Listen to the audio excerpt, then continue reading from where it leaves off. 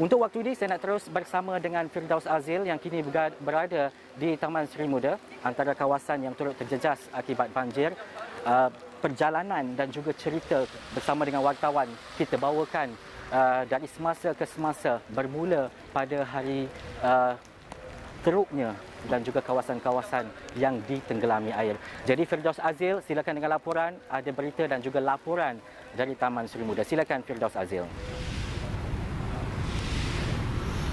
Okey, baik, terima kasih Ehsan yang bersiaran dari Taman Sri Nanding Hulu Langat. Saya sejak beberapa hari lepas, saya dan juga rakan tugas kami bergilir-gilir berada di sini, Taman Sri Muda di Shah Alam, yang mana ini merupakan seperti yang Ehsan sebutkan antara kawasan yang cukup terjejas teruk akibat bencana banjir yang melanda baru-baru ini. Kalau anda dapat lihat di belakang itu, di traffic light itu, di lampu isyarat, itulah tempat di mana checkpoint, di mana pasukan-pasukan keselamatan khususnya daripada Jabatan Bomba dan Penyelamat Malaysia Selangor, daripada Angkatan Tentera Malaysia, daripada Polis Diraja Malaysia serta Angkatan Pertahanan Awam, termasuk juga dengan pasukan petugas Kementerian Kesihatan Malaysia, mereka akan berkumpul di situ. Di situlah kami media menyaksikan di samping lebih kurang 3,700 mangsa yang terkandas di Taman Sri Muda diselamatkan. Juga kami menyaksikan sendiri dengan mata kami sendiri bagaimana pasukan keselamatan membawa mayat-mayat yang telah ditemui korban akibat bencana banjir. Tetapi seperti anda dapat lihat, ketika itu yang banyak saya nak memberi tumpuan, saya nak memberi fokus, membawa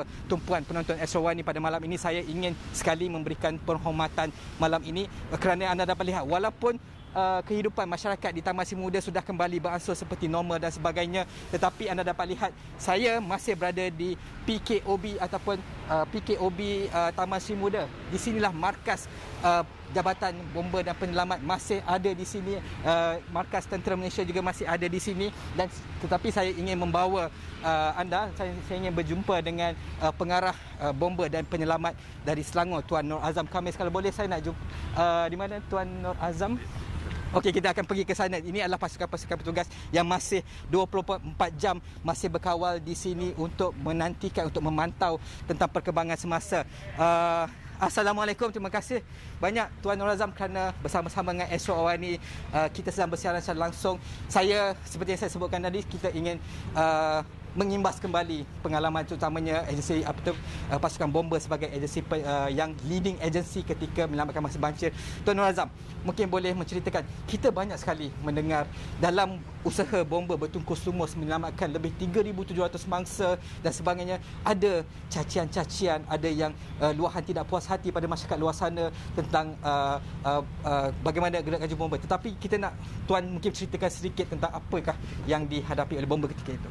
Okey, pada masa kejadian tersebut, keadaan terutamanya di Taman Sri Muda ini, memang ramai mangsa-mangsa yang menghubungi dan ingin keluar pada masa tersebut. Mereka ingin keluar segera dan cuba untuk menyelamatkan diri.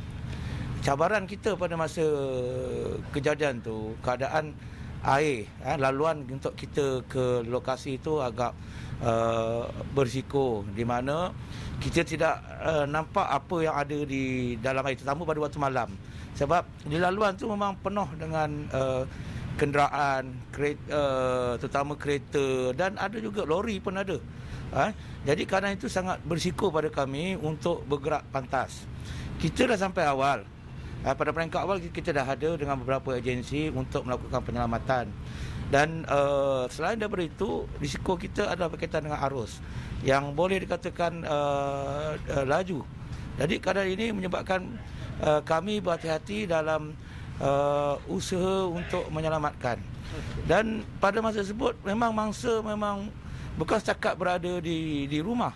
Ada tu mereka di laluan semasa mereka, ialah pada waktu petang tu, kemungkinan mereka ingin balik ke rumah dan sebagainya, dan menyebabkan mereka terperangkap di kereta.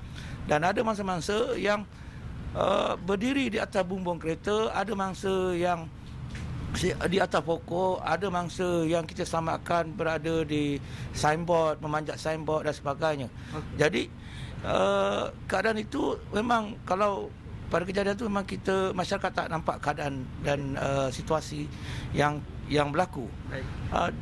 Dan kita juga cuba untuk seberapa ramai yang kita selamatkan, terutamanya di rumah-rumah yang teres satu tingkat, kerana pada masa ketika itu keadaan paras air berada di paras hampir ke paras bumbung. Jadi keadaan ini menjadikan kita punya pokok utama kita untuk mengeluarkan mereka, dan kita cuba mengeluarkan dan menempatkan mereka, kerana laluan daripada tempat kami staging ke lokasi lebih kurang perjalanan hampir 1 jam. Sebab disebabkan keadaan-keadaan seperti ini, dengan keadaan yang gelap. Walaupun kami mempunyai sumber pencahayaan, tapi pencahayaan yang ada pada kami pada masa itu terhad. Baik. Jadi ini menyebabkan kami berhati-hati.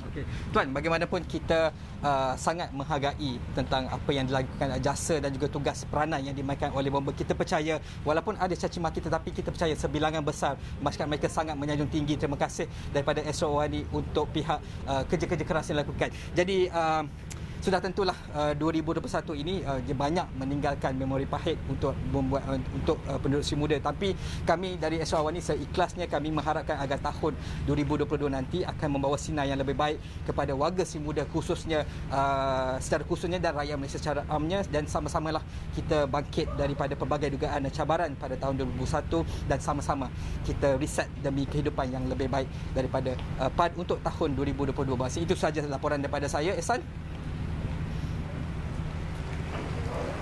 Baik, terima kasih Firdaus Azil dari Taman Sri Muda.